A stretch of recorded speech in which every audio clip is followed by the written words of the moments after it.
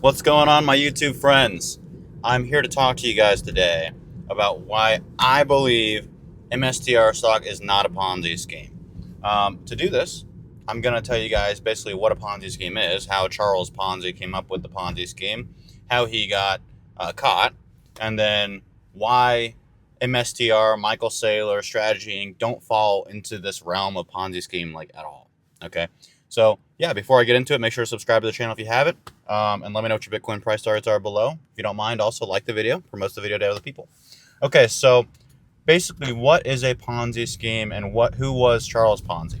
Okay, so Charles Ponzi was a guy that came over to the U.S. Right after World War I, around like 1919, 1918, somewhere around there, right? And he came up with this brilliant idea, so brilliant, that he was going to basically, there's postage stamps, international postage coupons, basically, that he found that he could buy with other currencies, with foreign currencies, for cheaper rates than you could with the U.S. dollar. And this is due to, it was right after World War I, and a lot of currencies were, they weren't doing so hot. Let's just put it that way. A lot of currencies, the U.S. dollar was doing okay, but a lot of other currencies were very, very low with respect to the U.S. dollar in value. So what he did is he promised early investors, or even late investors, like 50% returns, 100% returns in like 45 to 90 days. Just absolutely insane returns, significantly beating like bank interest rates or anything like that. So yeah, basically he promised like these gigantic returns when he didn't even actually have a product or any assets or anything like that. He just said, "Hey, give me your money. I'm gonna go buy these postage coupons, right? And then when we convert them to USD and sell them, I will give you this gigantic profit. All we need is more money. Just give me your capital. We'll buy the stamps. We'll make money, and you'll get your cut, right?" Well, that didn't last very long, guys. Okay, so I don't know if you guys knew this, but the original Ponzi scheme, Charles Ponzi's scheme, only lasted about 9 months. He started this,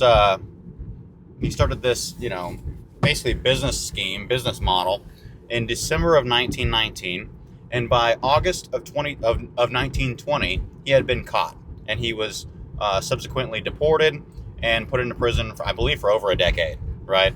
And the way he was caught was that it was found that he had gotten so much money from investors that it was more money than there ever could be of these postage coupons, right? So he'd gotten so much money from investors, he could never actually fulfill all these coupons to buy, right? Because the supply wasn't there. But yet he had taken all this money from all these investors. So that's kind of like the whole idea behind the Ponzi scheme, right? Now, if you translate that over into like what MSTR does, right? A lot of people, I mean, it's become like the cool thing to say that MSTR is a Ponzi scheme. But I feel like a lot of people don't actually fundamentally understand what a Ponzi scheme is, right? So here, bottom line, here's why Strategy Inc. MSTR stock is not a Ponzi scheme. The reason why is because, number one, there's not a limit as to the Bitcoin. There's only 21 million, but it is like the supply of Bitcoin asymptotically approaches 21 million, right? So asymptotically means it will never actually get there. You can continue mining Bitcoin essentially forever. It's just going to be more and more and more and more and more difficult to mine the Bitcoin, right? So that's important correlation, as well as MSTR has 650,000 Bitcoin on the balance sheet, right? So there's no way that MSTR Strategy Inc. stock is just going to just one day fail. It's not going to be like an immediate fail. That's not what it's going to happen. If MSTR does go bankrupt, it's because, number one, their access to capital, their access to future investors dries up, and the Bitcoin price, has a prolonged decline where they have to end up selling Bitcoin to pay off their debt obligations and their dividend payments, right? So that's how they would fail, right? The Ponzi scheme failed immediately. One day in August of 1920, it was over. It was done. He was caught. It was over. So, and like I said, he didn't have any assets. So MSTR has 650,000 Bitcoin.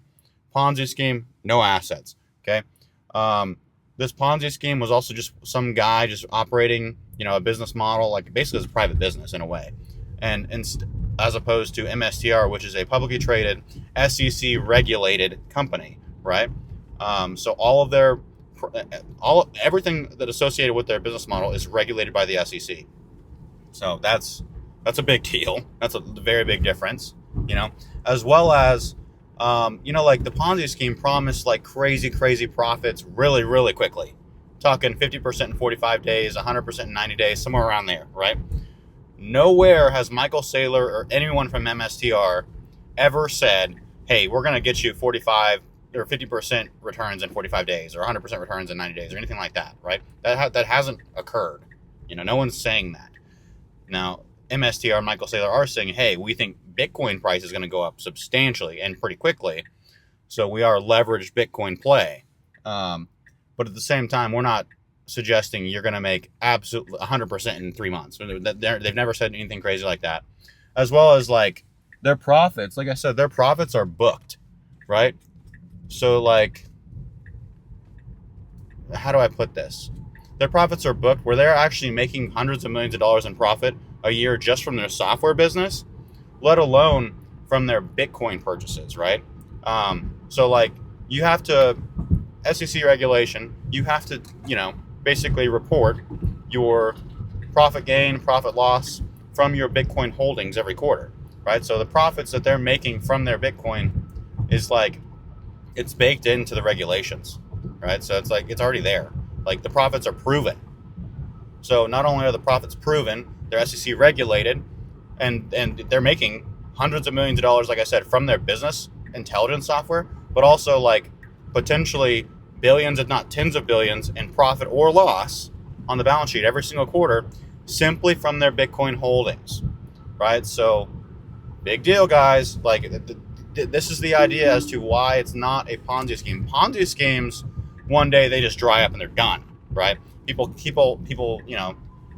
catch up and they realize, oh wow, yeah, this is fake, right? This is fake money. As opposed to what we're doing with MSTR, which is, hey, MSTR really likes Bitcoin. They've got, 55, $60 billion worth of Bitcoin on the balance sheet. And they say, hey, if you want to join us, you can just buy into the common stock or the preferred stock based upon your volatility that you're okay with, and you're good. And the only way that, like I said, the MSTR fails is it's going to be like a significant amount of time. It's not going to be just one day, it's just done. That's not the way it's going to work, right? So there's not just going to be a judgment day and everyone realizes MSTR is a Ponzi scheme and it's illegal and all these things. No, that's not the case. Not even close, actually. So, let's see.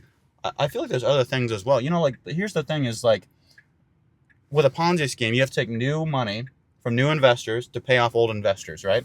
And that's been, like, one of the biggest claims about MSTR recently, especially since they established this USD strategic reserve, right? The idea is people are saying, hey, they're using this, they diluted the common stock, the common MSTR stock, to create this USD strategic reserve to be able to pay previous investors of like the preferreds, right? And to pay potentially debt obligations. So, yes, that is like, that correlates to like what a Ponzi scheme is, using new investor money to pay off old investors. That's exactly what Charles Ponzi did. But it's different here in that even if MSTR didn't get any more investment money, let's say theoretical world, MSTR's market capitalization is $0, right? Even though they have $55-60 billion for the Bitcoin on the balance sheet, let's say their market cap is zero, right? Nothing. Same thing with the preferred. Let's say the preferreds are zero, nothing, right? That really doesn't affect MicroStrategy at all. You know what I mean? The only way it affects it is that it limits how much more Bitcoin that Strategy Inc. can accumulate. It doesn't really affect, like MSTR is not going to just fail. Just because they don't have investor money or investor confidence or new investor money or like continued money coming into the common or the preferred, that doesn't matter. They've got $650,000 of the 650,000 Bitcoin, the hardest asset in the world, something you cannot just replicate. It takes energy to produce, right, and mine, energy as well as hardware, right, as well as like a facility. It's like a whole thing. If you want to go mine some Bitcoin, it's a whole thing. It's a whole process, whole business model, it's a whole thing. So, and that's what I'm saying, like, even if they didn't get any more capital from investors, they still have this gigantic treasury of Bitcoin, right? They're not going to just be forced to sell their Bitcoin just because they have no investor money.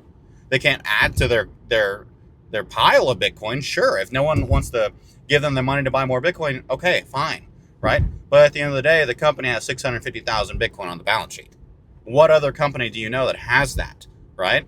So they've got this gigantic asset, this pile of Bitcoin, and they say, hey, if you want to be a part of this, come buy the common or the preferreds, and you can come, join in on the fun, right?